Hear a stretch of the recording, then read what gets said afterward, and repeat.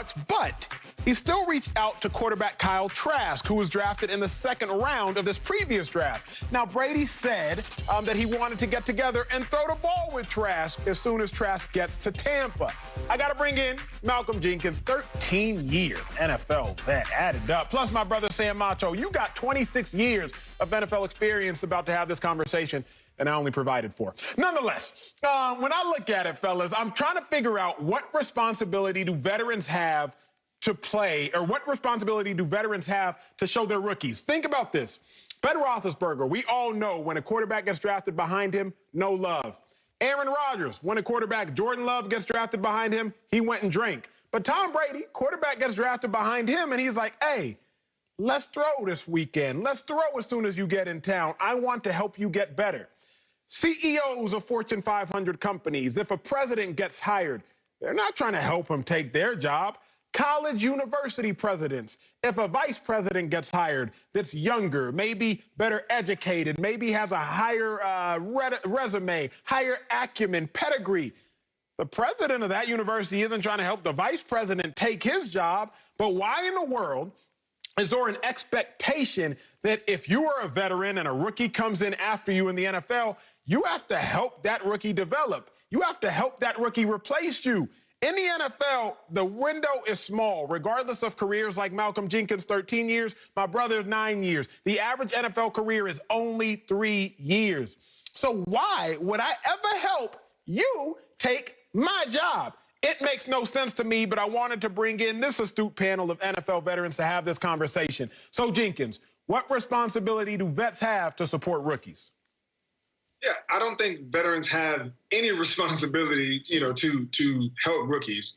Every year, you have a cohort of rookies that are coming in to take people's jobs. As soon as you come in, the teams are trying to replace you. But I think what you see is it depends on who that player is. Tom Brady, they can draft a quarterback behind him. It's Tom Brady's job, and everybody knows that, right? He's not giving that up until he retires, until he hands that over. So there's no pressure, right, as to his job security.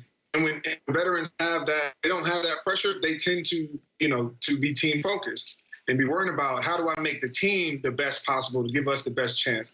I've done the same thing before. Whenever I felt like my job is not in danger, I'll help every single player on the roster because I'm secure in my role, and I want to make us a team. But you've seen it in other situations where if you're bringing in somebody to replace you in the near future, you're in competition mode at that point. You're not giving out all your secrets. You're trying to secure your job, and then we can be teammates and learn as we go. Gene, take me back to 2009, I believe was your rookie year, first round pick. Whose job were you taking? Because if you're a first round pick, you taking somebody's job. Whose job were you taking, and did the vets help you take their job in theory? Yeah, I didn't take anybody's job. That was the thing with me. I was a first-round pick, drafted 14th overall, and in front of me you had Jabari Greer, Tracy Porter, and Randall Gay, who was the slot corner, long-term veteran in the league. And so I came in the first 4 or 5 weeks had to play special teams. And it wasn't until a couple of injuries that I got my opportunity. The next year, my second season, I changed positions from corner to safety to deal with some of the things that we were doing. I think Darren Sharper was on PUP that year, and that was my opportunity to get into the roster at that point by changing my position. And when I did that, there was a little less tips that I was getting from some of the older guys. When I was corner, it's all good, right? They'll give you everything. But when you're competing for your job, you got to compete. And once you get into the season, it's all about winning. But right now in the offseason, if you bring in somebody to replace my job in the next two or 3 years, I'm in compete mode. I'm keeping all of my secrets tight to the vest. Now, Sam, let's talk about it, because I remember watching you were behind Joey Porter your rookie year, and I think he actually gave you some tidbits. You end up being second all-time rookie sack record in the Cardinals' history. So what's really good as it pertains to the responsibility of veterans supporting rookies? Yeah, well, Joey Porter, we called him Peasy. He wasn't giving me not one tidbit because I was coming for his spot. I was playing right outside linebacker at that time. We had another guy named Clark Hagans playing left outside linebacker. So I was helping. Clark was helping me out. Peasy was staying far, far away. I'll never forget the story. And I was born in '88. I'm rookie. I see this dude, Joey Porter, and I'm trying to be friends with him. It's my guy. Like, I'm the rookie. You're the 10-year vet, probably going to be in the Hall of Fame. And he was in the hot tub. I'm thinking, okay, it's a hot tub, it's a cold tub, what do? And I kind of just tiptoed in, just said, hey, Peasy, trying to get some tips. And I realized he wasn't, trying to talk, very standoffish. And I said, hey, what? He had a tattoo that says 75 on it. I'm thinking, okay, is that like your number of sacks, whatever? I said, tell me about this tattoo. He said, well, that's the year I was born. I said, oh, okay, we are different levels. You're trying to do something. You have a wife, a kid, you have everything that you're trying to handle. And so PZ was giving me no tips. So I realized I had to get it on my own. And like we saw with Malcolm, I was on teams for 4 or 5 years, special teams for 4 or 5 weeks, excuse me. And so I sat out and learned it myself. But when I became older, I said, I want to pour back into the other players. So I remember when I was in 2016 or 15 or so, we drafted Leonard Floyd in Chicago, outside linebacker. I tried to give him tips because I wanted him to be better. I wanted our team to be better. I knew I'd have a role on that team, but I wanted to help Leonard. But one last piece, because everyone's different. So the thing is, you got to be available, but not overly available. 2013, new coach, new training staff in Arizona. We bring in a guy, Lorenzo Alexander, a great friend of mine. We're still friends to this day. Zoe was not giving me one piece of advice at all. He had made the Pro Bowl, nothing. I'm like, Zoe, what's up? And after a year or two, we got closer. He said, hey, Sam, I'm not going to give you an opportunity to take my job. I came in for the job. I'm not going to help you take my job. And so I've been on both sides of the fence. I tend to lean on the side of, hey, let me help everybody out. But I get it. I'm not going to give you a chance to take my job. See, I think it's twofold. And Jink, you said something that stuck with me. If you know your job is safe, then you can give up tips. If you know you're getting replaced, then you can give up tips. But if there's any gray area in between, you can't do it. Me and Jenkins played together 2 or 3 years in Philly. DeMeco Ryans was set as the starter, current defensive coordinator for the San Francisco 49ers. DeMeco was a dude. DeMeco helped everybody and they mama out. If you wanted to know what we was doing with the defense, he would tell you. If you wanted to know about the hook drop, the curl drop, how he was making the call, he would tell you. Because DeMeco was not going anywhere. But there are definitely situations when you got like the second and the third guy scrapping where it's really, hey, I can't really tell you nothing. I ain't got nothing to tell you. Now, Sam, you knew you were getting replaced by Khalil Mack because Khalil Mack is, well, Khalil Mack. You just straight up helped him out, correct? Absolutely. Well, so that was the thing.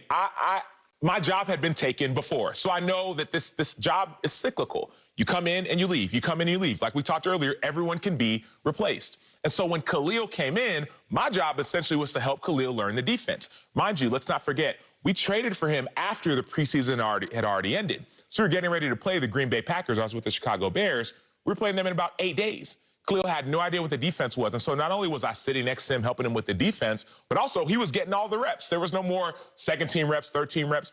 Khalil was getting all the reps because he needed those reps for the season. And so I had no issue with that because, once again, my mindset was on how can we make the team better? And that year, our team went to the playoffs. And so, yes, if you're in that middle ground like I was back in Arizona, you're not giving any tips. But as you know where your position is, you know where you stand, you're going to probably be more available. Now, Jenkins, you haven't missed a start since 2014, but you did commit the NFL cardinal sin of being over 30 years old. So now anybody over 30 is not safe. They just aren't. It don't matter how good you are. Unless you're a quarterback, you're not safe. I guess, how do you approach it now? You haven't missed a start in 7 years. You've won 2 Super Bowls. You've accomplished everything. You still balling. But how do you approach it now? Because they're always looking to replace you. Yeah, I think one of the best lessons I learned early in my career, and you've heard the cliche, the more that you can do, the longer you play in this league, right? And so when I was drafted as a corner and learned very quickly that if I wanted to play corner alone in this league, I probably wouldn't have a long career, right? And so I learned how to play almost every position on the defense.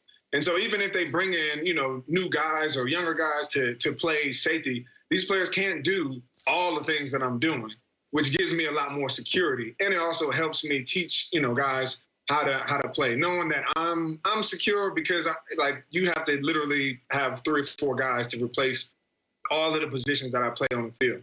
And that's, to me, some of the best advice for some of these young guys. When I end up giving it to them, is like, don't come in here thinking, you're going to be the next Patrick Peterson, Richard Sherman, to be a lockdown guy. The way that you last in this league and have longevity is through special teams. And then the more that you can do, your versatility and availability, it keeps you on the field at all times and makes it very, very hard for you to get replaced. And so those are usually the kind of tips that I give to guys, and usually the ones who are willing to put in that work to learn, more about the game in and of itself, usually end up lasting longer. Well, speaking of somebody who can do it all and not just on the football field, how about DK Metcalf? Because he made his professional track debut. Yeah.